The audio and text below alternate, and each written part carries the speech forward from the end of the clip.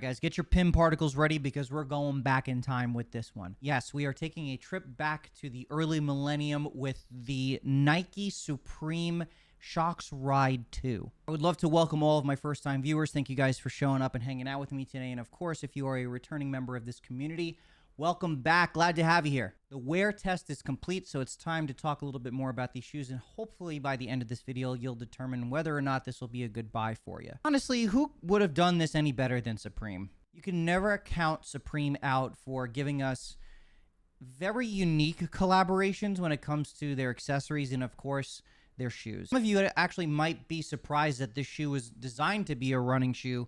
And I don't even think I'm not a runner myself, but something tells me that this particular shoe is not necessarily best for runners. As far as I'm concerned, most runners run on the balls of their feet versus heel striking. I am more of a heel striker myself, so maybe this shoe would be good for me if I wanted to run in it, but we're going to talk a little bit more detail about the functionality of the shoe later in the video. Actually, you know, come to think of it, with the power of the internet, I'm going to show you guys the commercial that introduced me to this shoe. Man, people can't even dribble on the glove. Now they talking about trying to dunk on me?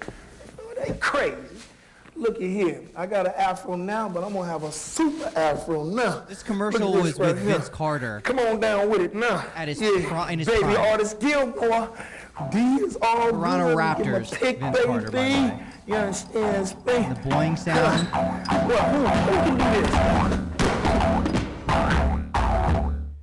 Dude, the marketing genius. Pretty sure you guys get the picture. The shoe was not just a running shoe. It was used across different variations of sports, and obviously Vince Carter had his own take on the Shox. Now that we got the history out of the way, let's talk more about the shoe. Nike Shox Ride 2 Supreme White Gray Fog features a white mesh upper with light gray suede and leather overlays with reflective detailing and webbed paneling. Signature DuraPlush tongues and sock liners add maximum comfort for daily wear. Beneath the heel, red Nike Shox unit with Supreme branding adds a custom feel that'll make a hype beast melt.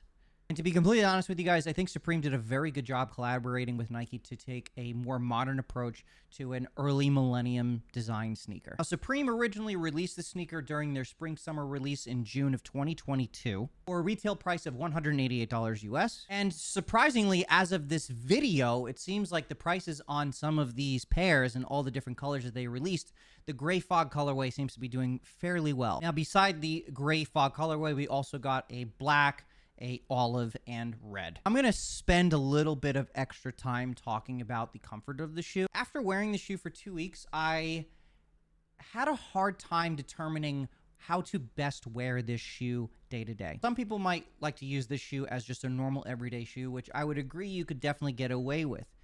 However, you guys know I like to take these shoes with me to the gym and just put them through a normal wear test outside of just wearing them on foot and walking around. I noticed that with this particular shoe, it's got slightly more of a raised heel than most people would like to have in their everyday sneaker, which I actually found relatively beneficial for doing my leg workouts because of that raised heel. The Shox themselves don't give that boing that I remember that they had back in the year 2000. So I was expecting to get more of a bounce every time I walked, and I wasn't necessarily getting that. And I think that contributes to not only the Shox technology being more modern and significantly more stiff, the plastic panel on the heel kind of replicates the plastic raised heel that you would see on most powerlifting shoes. I did do a normal leg routine with these shoes, and they worked really well. My squats felt really good. Leg presses felt great. Like, I felt like I had support in my heels, which is very important when you're doing that type of workout. But for an everyday wear to run with them, I don't necessarily see this being the best choice. I did find that these are relatively comfortable because I'm striking my heel a lot when I walk. I also really like the fact that the shoe itself has more of a wider toe box than I'm used to. And most Nike shoes that I wear, I tend to go half a size down.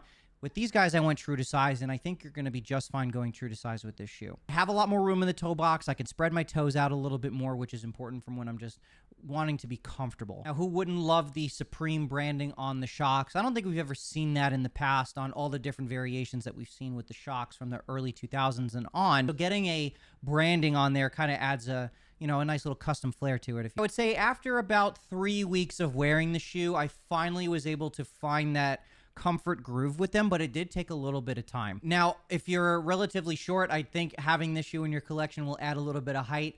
So if you're into that, then, you know, why not? But do keep in mind, if you're going to wear this shoe as an everyday shoe, you're going to feel that raised heel and your toes hitting the bottom of the toe box. So you have to get used to that. It's a bit of a different feel. It's not like Boost where you get that even energy distribution, or the React, or even Nike Air. You're not going to get that distribution of energy. So if you don't like the way a shoe feels, if it's raising your heel up slightly, you're probably not going to like this shoe at all. It will just simply take a little bit of getting used to. So if this is a design or a silhouette that you'd like to have, if you're looking to style it, have yourself a nice chunky dad shoe to wear on Sundays, you could definitely get away with it. The extra pair of gray laces are flat, so it might actually change the overall look of the shoe on foot. I'm glad I got it. This really isn't a bad shoe. Getting used to the comfort of the shoe and getting it to mold to your foot is going to take a little bit extra time. So now let me know what you guys think in the comment section. Is this a shoe that you'd like to add to your collection, or are you just going to pass? And that's going to do it for today's video. As always, thank you so much for being here and coming out to these sneaker review videos, and I will see you in the next one.